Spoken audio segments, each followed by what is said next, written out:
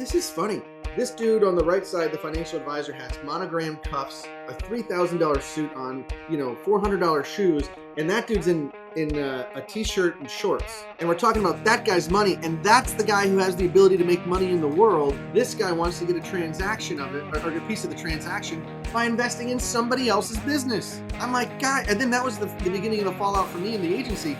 And so if we have something that we have to accomplish and we are limited in our strength, then we've got to get stronger. Well, our money can get stronger on our behalf, and it's done through the principle of leverage, where we have the ability to create multiple rates of return with the same dollar. That's when we become very powerful and very efficient with our money. I always find that funny, and the reality is I can show you a positive 25% rate of return. That doesn't mean you have any money to go with it.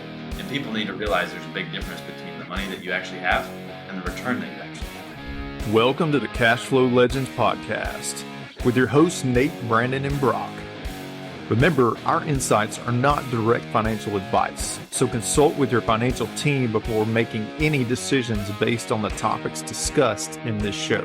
What's up, everybody? Welcome back to Cash Flow Legends podcast. I'm excited for today's conversation. We got my good friend Matt Love on the call today.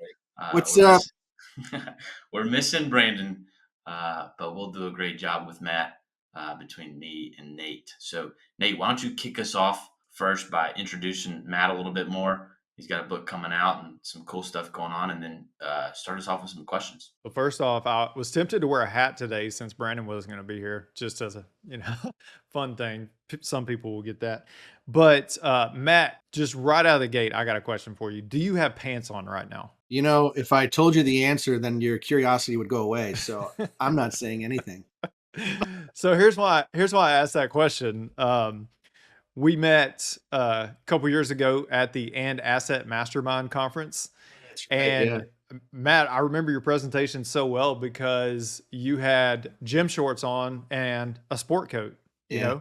and that was part of your presentation, is just talking about like how so much of your business is done online and everything like that, and how the landscape has changed as far as how we do business and how we operate today, how we work with people. But man, you've got it. It was like a physical metaphor, business casual. That's my version of business where you can see, and then just flip flops and shorts.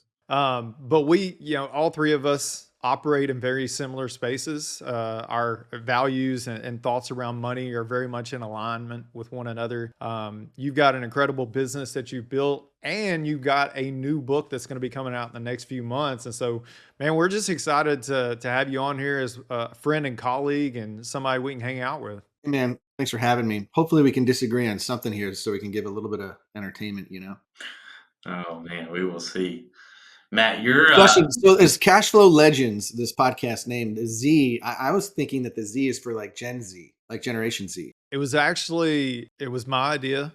And it was because for some reason in my head, whenever I came up with the idea, I had this like almost anime type branding in my head, like almost like Dragon Ball Z kind of thing. I don't know why.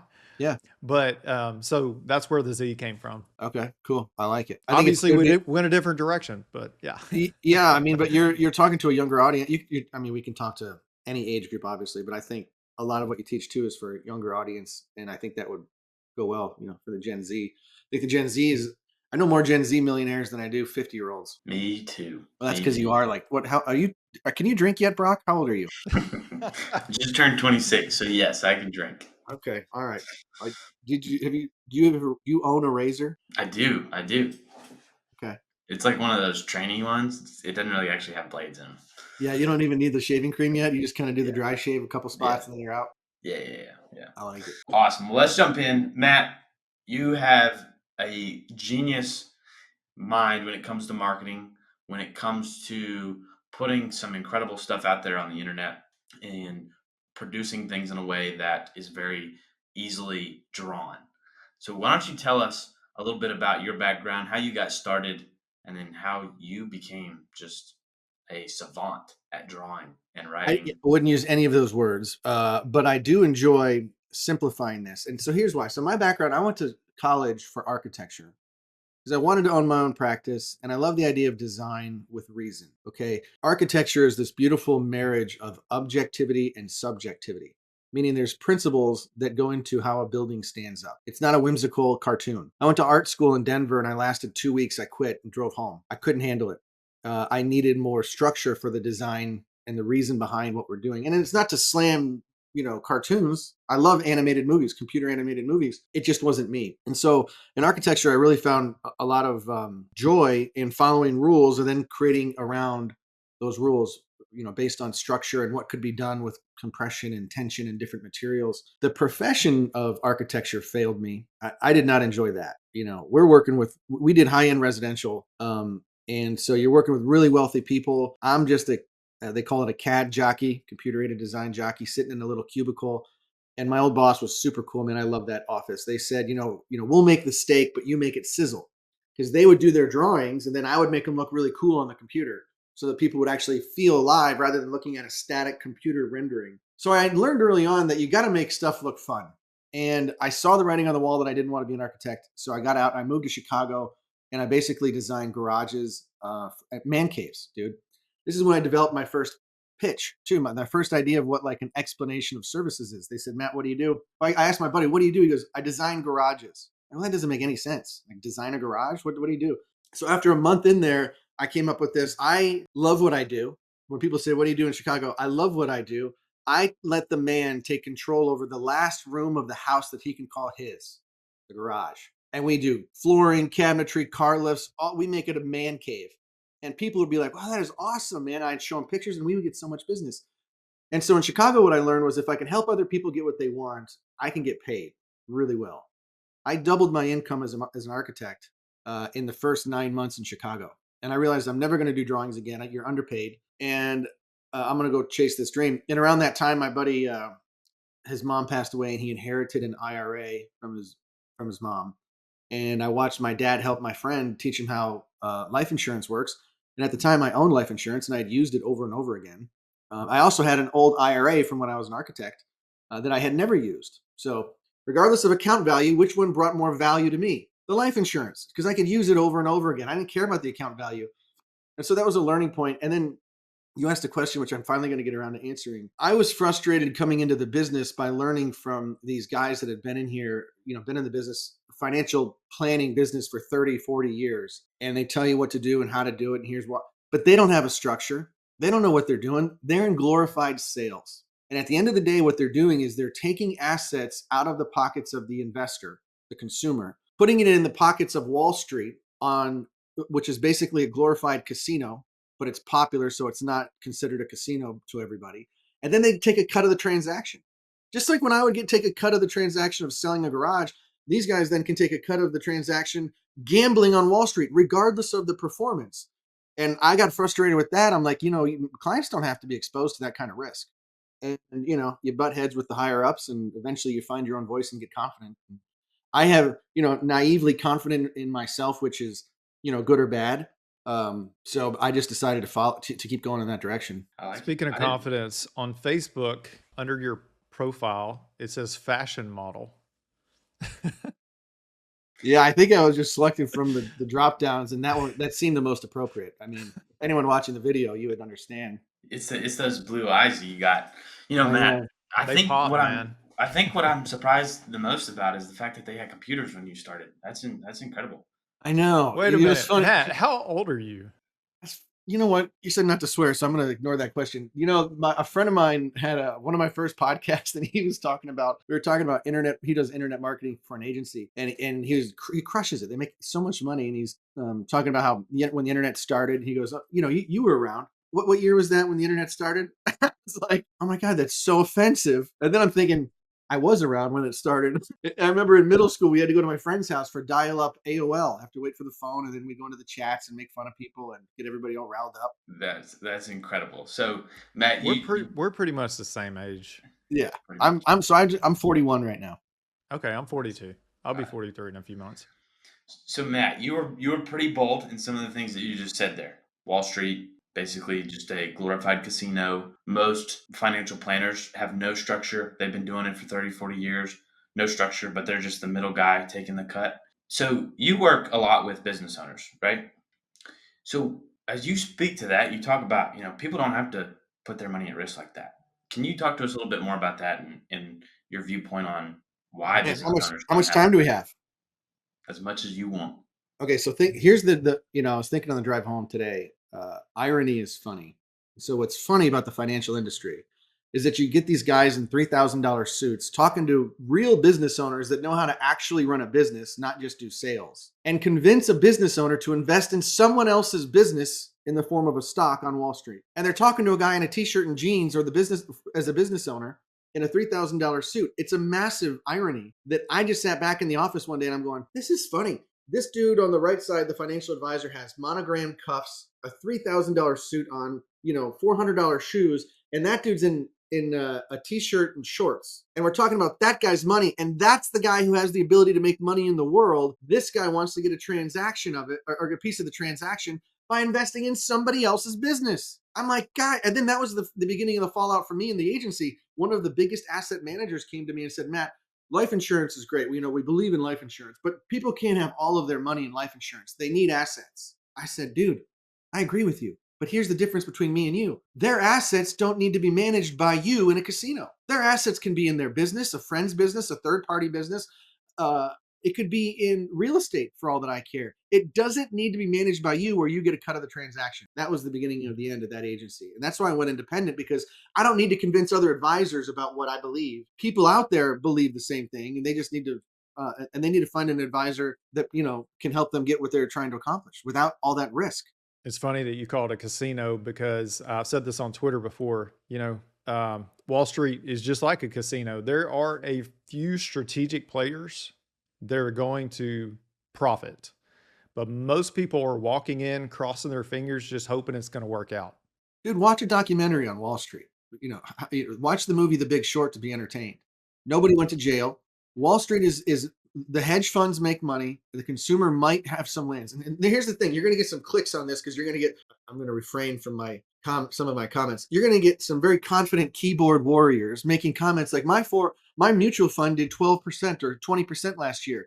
Everybody's did. What did it do in 2022? Okay. And here's the thing. When you if you ever played blackjack in the casino, you win 1,000, you bet $200 and you walk away with 1,000. You're going to tell your buddies. You bet $200 and you walk away with nothing. You telling anybody that? Go like this. No, because you don't talk about the losses. You might complain about it with your friends, and it's Brock and I talk about this. It's a passive way to invest. Now, if I put it in my 401k or my SEP IRA, I can blame the advice. Oh, the market went down and I get to complain. And look, I hate the mentality of blaming somebody else for my success or failure.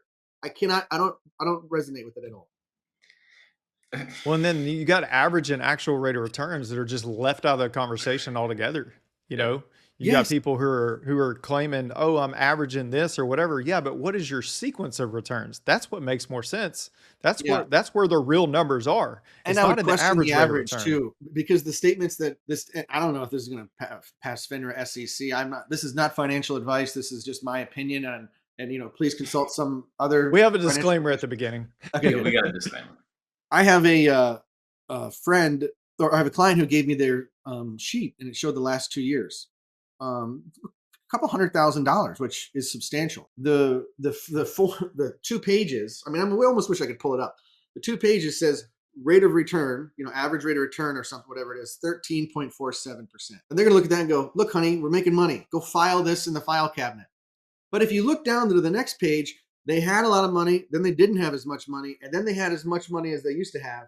The net return was 0. They have just as much as they had 2 years ago, but legally, these companies are allowed to advertise you got 13%.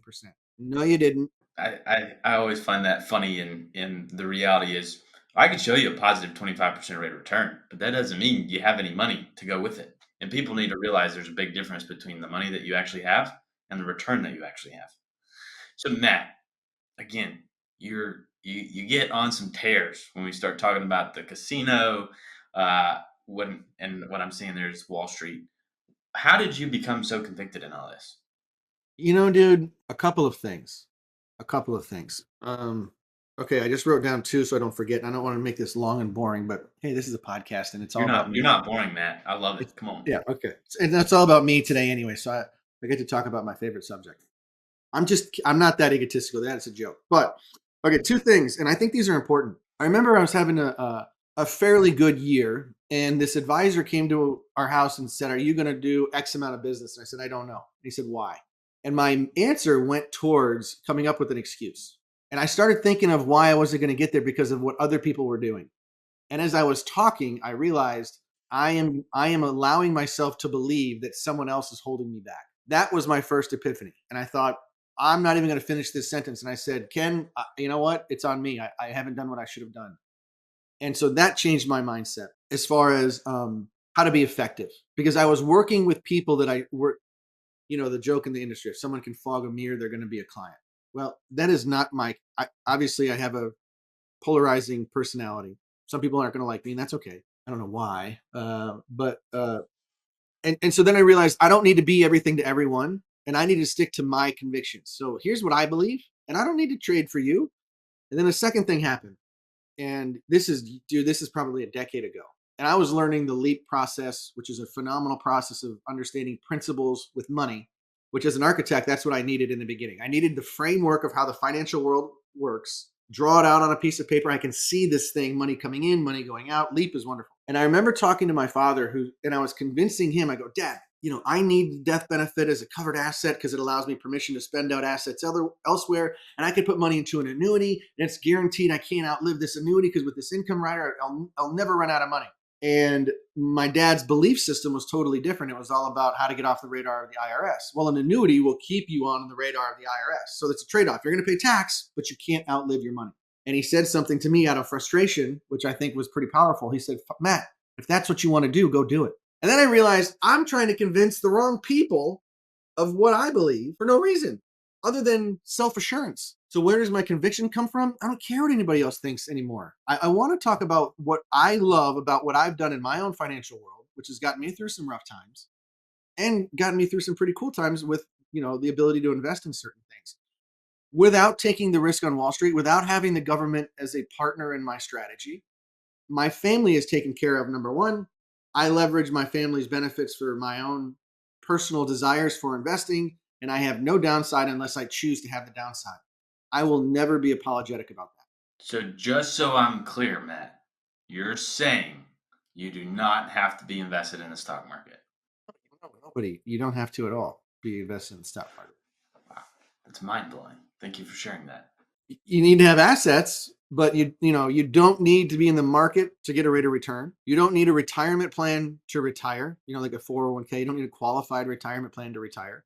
You need income, or as I like to call it, cash flow. So where we end up putting our money or our savings will determine how much income or cash flow we're going to be able to enjoy in the future. And more importantly than this future, it's such a oppressive thought and process to say, delay your happiness now because you're going to want to be happy 25 years from now. All right. Call me egotistical.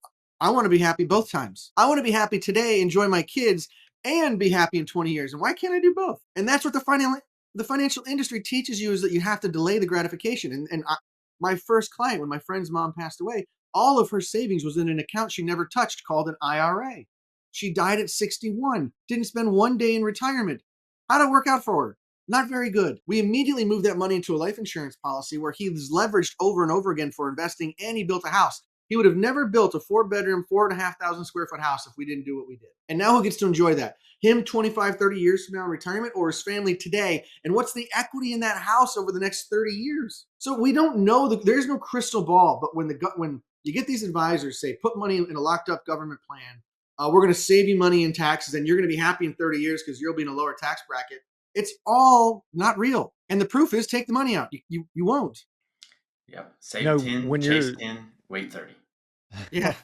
When you're talking about not having to be invested in the stock market, this is really a misconception and in something that so many people just don't understand about personal finance is you can make your money more efficient. And when we're talking about the efficiency of money, the way I think about it is we're sending our money to the gym to get some muscles, to get stronger. And so if we have something that we have to accomplish and we are limited in our strength, then we've got to get stronger. Well, our money can get stronger on our behalf, and it's done through the principle of leverage, where we have the ability to create multiple rates of return with the same dollar. That's when we become very powerful and very efficient with our money. And, that's something that everybody, I mean, I just had this, somebody commented on TikTok today on one of Brock's videos when he was talking about life insurance and rates of return and stuff like that. And this guy's like, it's a scam. You'd be better off putting your money in a 401k, IRA, all that stuff. And I was like, you can't compare those things to one another. You're talking about an investment strategy and we're talking about a cash flow strategy. Those are not the same thing. Obviously, the haters didn't get to me because I didn't know that he commented that. So that's awesome. I thank goodness for the haters out there because they're going to help the algorithm gods and put you in front of the right people. But anybody who compares the two doesn't get it. And the funny thing is, either they're going to be broke, and when I say broke, you can reference my book, Don't Be Debt Free and Broke. It's someone who follows the Dave Ramsey advice and has money in places they've never accessed, and they have no idea how to turn it on as income. They might have a net worth of something. Good luck getting a loan because your income is still shit, and they're broke when it comes to access to liquidity. Or you get a 24-year-old that got involved, a Gen Z that got involved into crypto, and now they're an investment genius, and they can say mutual funds do better than whole life. Now, here's the thing. They will sometimes. And no one on this podcast thinks you shouldn't do it. Like if someone wants to go do an S&P investment, I wouldn't care as long as you understand what you're doing. Garrett Gunderson talks about this too, is, what's your sole purpose? My purpose is not a rate of return, dude.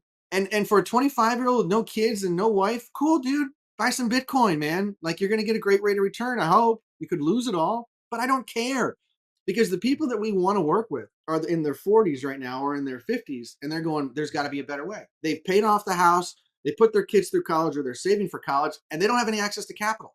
They made a lot of money in their life. They took risk betting on themselves. And then they were told that this thing called whole life is so bad because the rate of return stinks. Here's another secret that nobody gets. And I have free calculators that prove this online. $1 million in life insurance is less money than $3 million in a 401k. Both of it's on paper. How much income can those two produce? That's the question that people should care about. Not the asset value. There we go. Confessions of a CPA. Yeah. Capital equivalent value, baby. You got it. Now that's Brian did a great book there. So the idea is if you want to, if your goal is to retire someday and you think you have 3 million and life insurance only has 1 million, I got a better rate of return, blah, blah, blah. Okay, well, one, you never use your money your entire life. But two, you kick this can called the tax can down the road. You have no idea what you're going to owe. Number three, your money's invested in the market that goes up and down. Life insurance doesn't. So when you calculate the cash flow from the assets, you need $3 million to duplicate what $1 million can pay you. And when you're going to buy groceries when you're 67 years old, the last thing you care about is how Amazon stock price went up or down. All right. So you brought up Dave Ramsey, and I just have to say this. He is putting out some dangerous information lately. God bless him. There's a video. I love Dave. He's actually brought us a lot of business. So I will say that. But there's a video that I saw recently where he's telling people that they can get an 8% withdrawal rate. And here's his thought process. If you're earning 12%, and inflation's 4%, that leaves 8% for you. I'm like, man, you're not even eating into your principal. Please do not listen to that. And then if you have $3 million, you're living on $250 a year. You're not even eating up your principal. I think you're going to have a pretty comfortable retirement on $250 a year. It's like, wait a minute, that's 1 year, dude. Tom Wall, PhD economist who wrote this book, Permission to Spend. He basically says the safest withdrawal rate that you can make comfortably is around 3%. And the value of having non-correlated assets to balance out those down years and things like that, if you do have those retirement plans that you're dependent on. Yeah. And so that's another reason I got out of where I got out of and just want to work with business owners. A lot of business owners don't necessarily want to retire. They might want to exit the company, but maybe they're going to be a consultant. But this guy bought a tool chest from me this weekend. He sold his company in Michigan and moved to Tennessee because Tennessee has better taxes. Hi, Gretchen Whitmer. And he goes, but dude, I'm bored. I'm probably going to go back to consult for another company and help them exit their business. He's like, I'm good at it. I enjoy it. It's not work. The goal is not to retire. The goal is to find what you can do that you enjoy, and you'll never want to stop doing it. They asked Willie Nelson, when are you going to stop? When are you going to retire? He goes, I travel the world and play music. What the hell am I going to retire from? Why would I retire from that? That's what I want the life to live. I want here's success to me. I don't give a crap about being worth $10 million. If I'm worth $5 million and I'm 65 years old and my kids still want to come out and hang out with me, That's a I win win. for sure. I think Well, I a win mean, today is you made it 22 minutes. well, I was gonna say, you've got a successful business, you got a beautiful family, you got great hair, nice blue eyes. Do you call yourself blessed or lucky? Well, I don't know that I would call myself either of those. If anything, it would be blessed. Luck discounts effort. I don't really believe in luck. It really cheapens effort. And people that say things like, "Oh, it must be nice." Oh my gosh, I never even thought those words.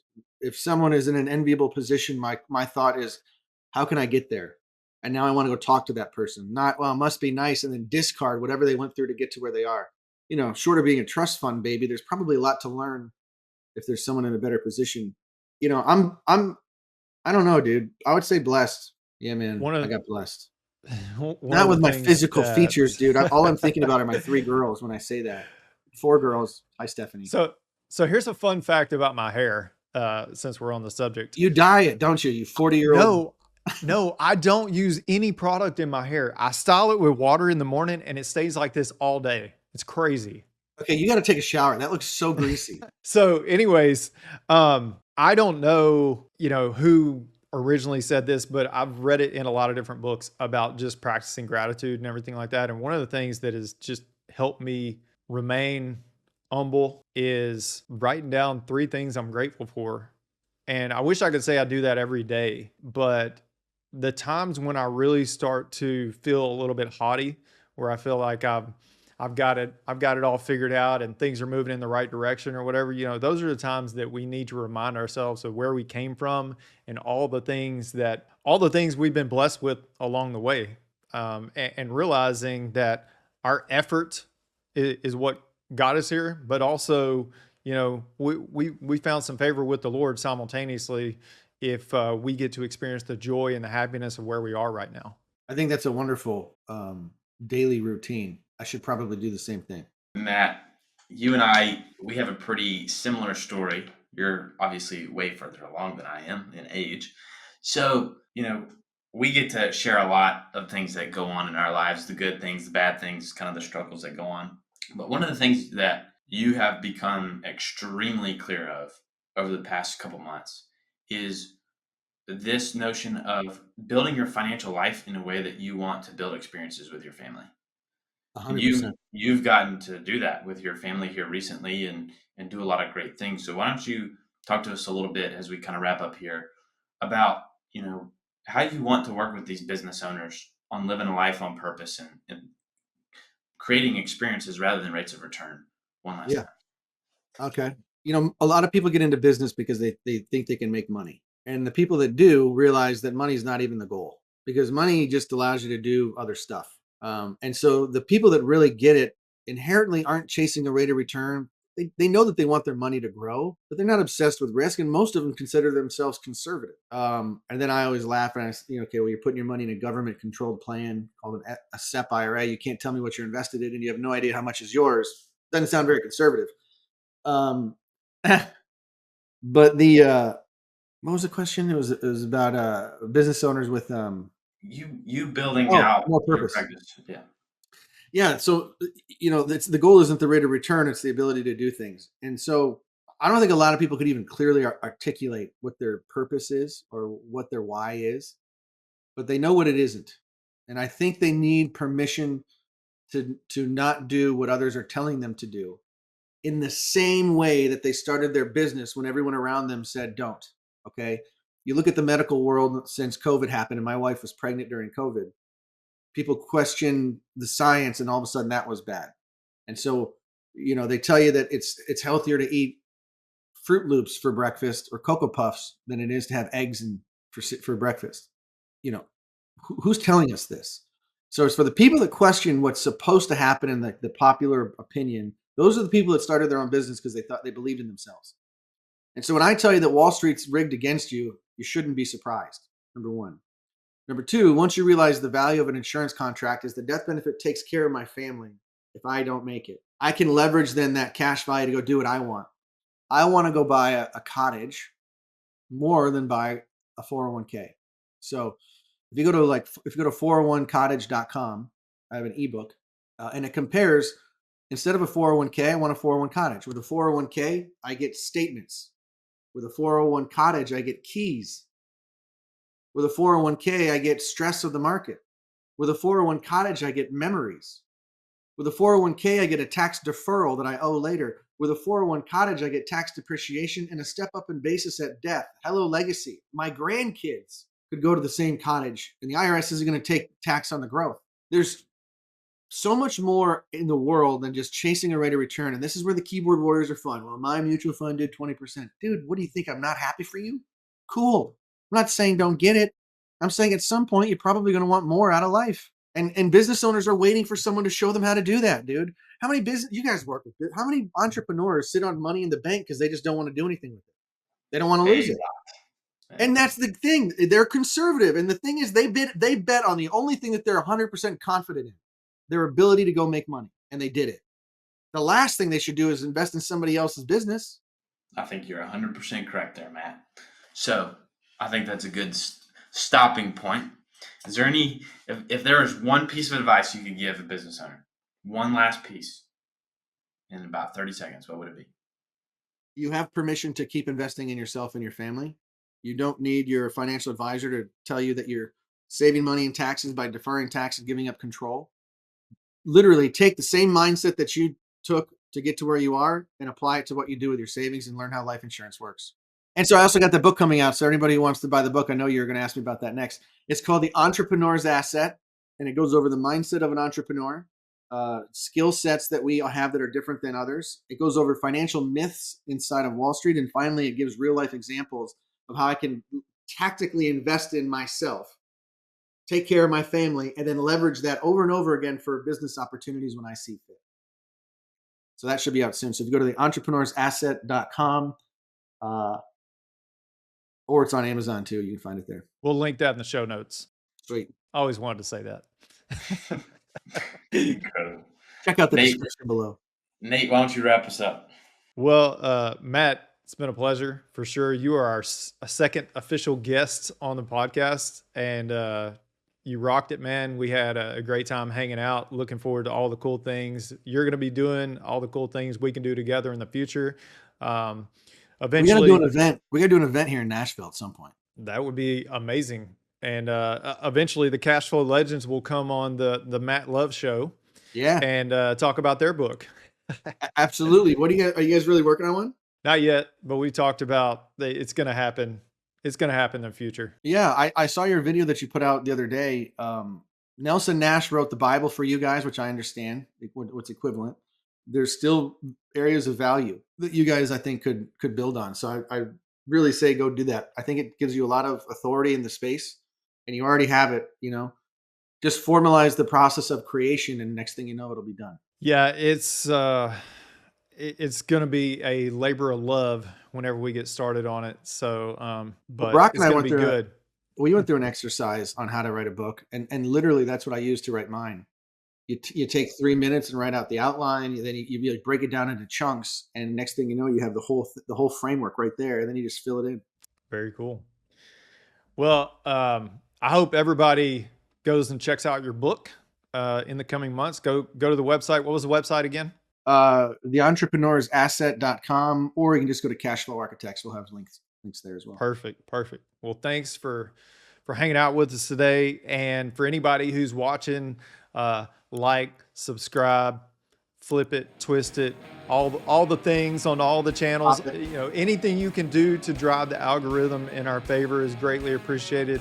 I heard our friend Caleb say on his show that 80% of viewers are not subscribed. So please subscribe. And y'all have a blessed day.